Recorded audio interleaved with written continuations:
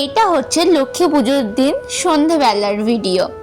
সবাই সন্ধ্যা আরতি দেবে বলে বাইরে অপেক্ষা করছিল, কারণ মন্দিরে তালা দেওয়া ছিল। তাই আমি এখানে তাড়াহুড়ো করে আসছি চাবিটা খোলার জন্য, যেহেতু আমাদের পালি তাই চাবি আমাদের কাছেই থাকবে সেজন্য। তো এখন আমি মন্দিরটা খুলে দিলাম, আর তারপর মন্দিরটা খোলাই ছিল কারণ এরপর থেকে সবাই আসা যাওয়া শুরু করবে, তারপর পুজোর জন্য থালা নামানো হবে সেই জন্য।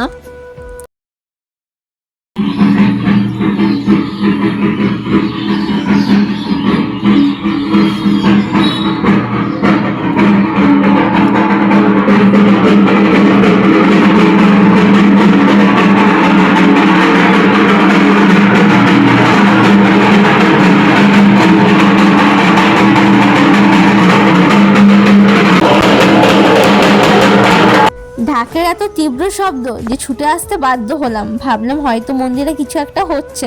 তারপর এসে শুনলাম না, সন্ধ্যা আরতি হবে তাই ঢাক বাজাতে হয়, সেই জন্য ঢাক বাজানো হচ্ছিল। এখানে দাদা জামাইবাবুর আনা ফুলগুলো টাঙিয়ে নিচ্ছে, যেহেতু জামাইবাবুর আসতে অনেকটা দেরি হয়েছিল তাই ফুলটা টাঙাতেও একটু দেরি হয়েছিল।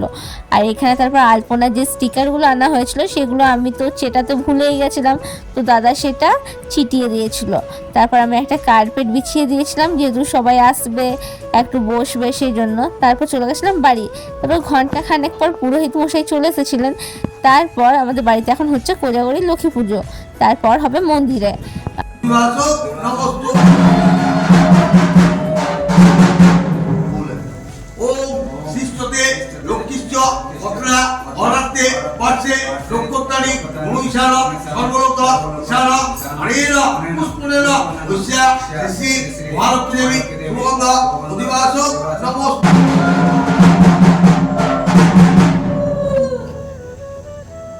বাড়িতে পুজো হওয়ার ঠিক 1-1.5 ঘন্টা পর মন্দিরে পুজো শুরু হয়েছিল, কিন্তু তার আগে পুকুর যাওয়া হয়েছিল বাড়ি আনতে।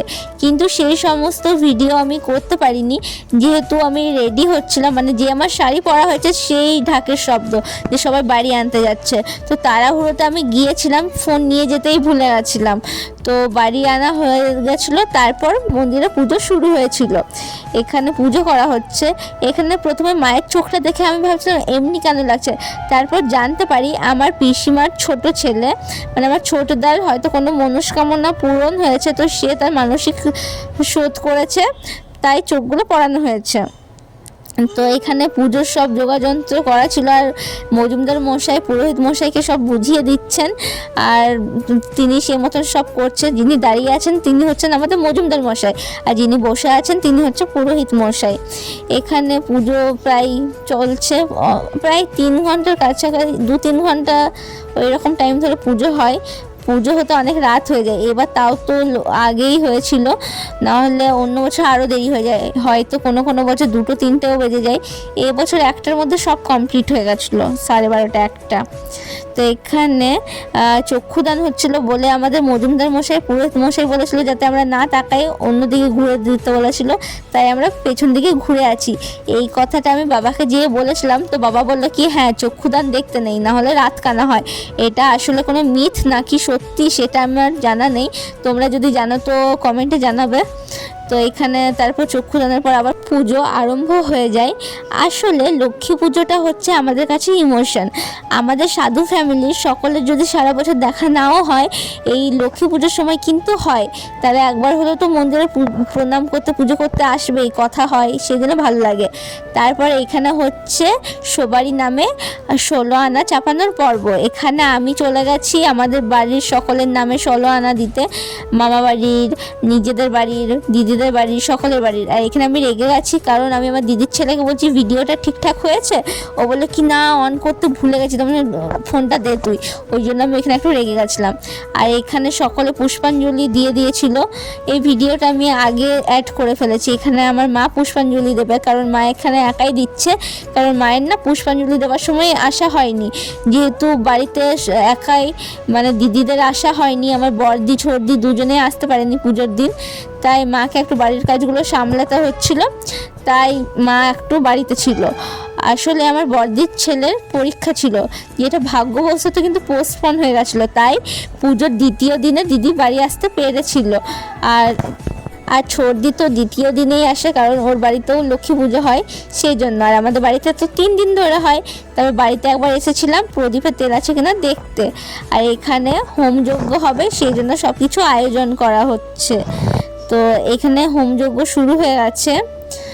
তারপর এখানে অনেকক্ষণ ধরেই হোমযজ্ঞ হয়, কিন্তু সমস্তটা তো আর ভিডিওতে দেখানো যায় না, তাই আমি ছোট ছোট কিছু ক্লিপ অ্যাড করছি।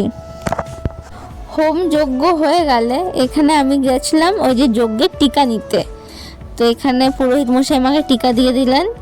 তারপর টিকা নেওয়া হয়ে গেলে আমি এখানে এখন সকলকে ফোন করে বলছি যে আর কিছুক্ষণের মধ্যে পুজো হয়ে যাবে, কারণ দিদিরা তবে তাদের উপোস ভাঙবে। তাই আবার বাড়ি গেছিলাম প্রদীপের তেল আছে কিনা দেখতে। তো এই সময় আমি প্রচুর টায়ার্ড হয়ে গেছিলাম। তারপর একে একে আরতি হলো, তো আমি এখানে আরতিটা নিয়ে নিলাম। তারপর আরতি নেওয়ার পরে এখানে আমাদের পুরোহিত মশাই আবার শান্তি জলও দিয়ে দিয়েছিল এই যে। তারপর পুজো ফাইনালি সম্পূর্ণ হয়েছিল।